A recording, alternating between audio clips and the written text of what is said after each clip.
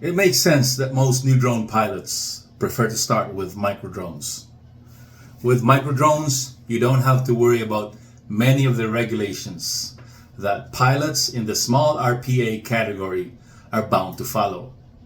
Instead, you can focus on improving your skills, whether it's acrobatic flying if you're into FPV, or photography and cinematography skills if you're into camera drones. I myself am into camera drones because I love cinematography, but flying FPV is also on my list. Hello Canadian drone pilots, and to everyone else watching right now, what is going on? If this is your first time here, my name is Roy and you are watching Creative Aerial Shots. In my last video, I talked about the Transport Canada regulations that microdrone pilots need to follow, as well as some other rules outside of the Canadian Aviation Regulations to keep sub-250 flyers out of trouble. There should be a link popping up here if you want to check it out. There were comments on that video that I am concerned about because it seems that they want to impose the guidelines on microdrone pilots instead of following the actual regulations. Well, comments like these are promoting ignorance, and I'm not sure about the motive behind it, if there's any. But it is toxic. It is keeping people from enjoying the hobby and hindering people from their creative potential.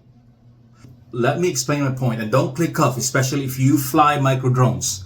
I assure you, you will get something from this video. Now, these comments I'm talking about quoted the good practice recommendations from Transport Canada.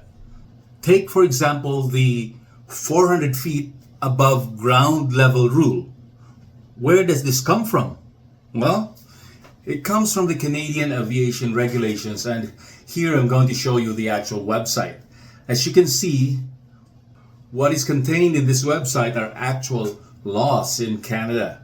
And you can clearly see the hierarchy of these laws. Canadian Aviation Regulations Part 9, which talks about remotely piloted aircraft system, and subpart 1 of it, small remotely piloted aircraft, and Division 3 under it are the general operating and flight rules. And here's a specific rule which is called CARS 901.25. Here, number 2, no pilot shall operate a remotely piloted aircraft at an altitude greater than 400 feet AGL, that's above ground level.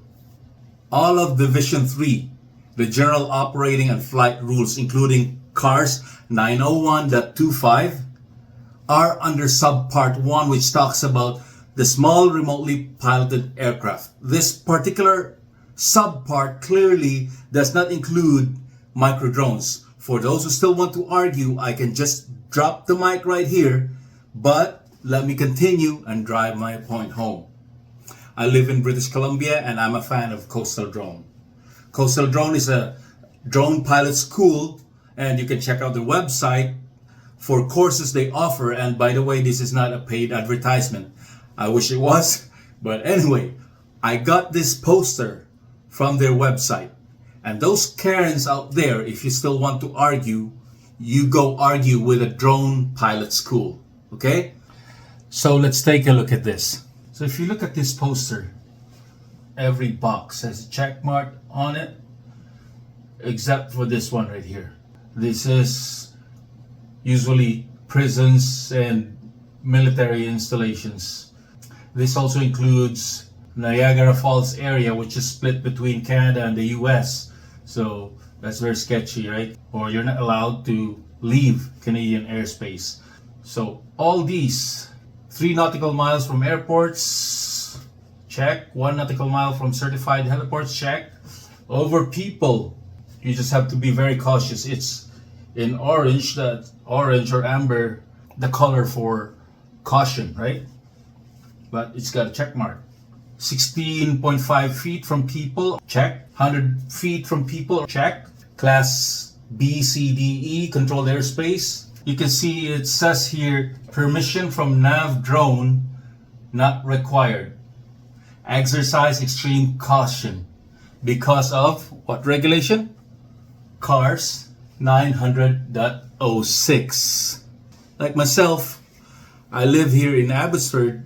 I really love to fly my Mavic 3 here, but unfortunately, I'm still in controlled airspace, so I cannot fly my Mavic 3, but I can totally fly with no problem my micro drone, either my Mini 3 Pro or my Mini 2. Look at this, 12,500 feet to 17,999 feet. That's Class B controlled airspace. There's still a check mark. Of course, why are you up there? And look at this, Class A controlled airspace. This is freaking high, man. 18,000 feet and up. Really? Come on. Why are you up here? But is it illegal? No, it's not illegal for micro drones to fly that high. The question is, are you being stupid? That is the gray area if we talk about micro drone regulations. Of course, there's 900.06. As long as you're not a hazard, as long as you're not being an idiot, as long as you're not doing anything stupid. But if you fly that high, can you still justify it that you're not being stupid? If something happens and you lose control of your drone, will you be able to prove to Transport Canada that you are flying cautiously? You are not being stupid. You are not endangering people on the ground. Let's talk about the gray area. It helps people, particularly micro-drone pilots, to develop their skills, their creativity because of this gray area. They can fly without so many rules binding them. But at the same time, because of this gray area, there's this never-ending battle between the micro-drone pilots who take advantage of the opportunity that they are able to fly without the limits of the small RPA category.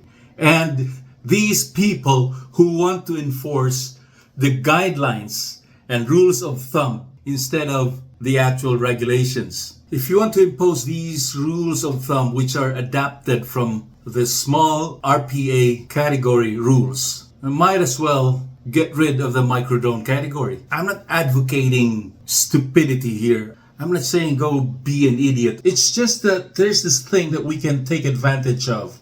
Why don't we use it wisely, especially nowadays with micro drones that have very good cameras and specs that are comparable to more expensive drones? If the rules for small RPA and micro RPA are meant to be the same, why did Transport Canada place the sub 250 gram drones under a separate category? Why the micro RPA category?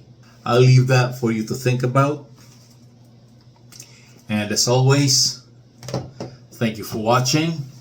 I'll see you again next time.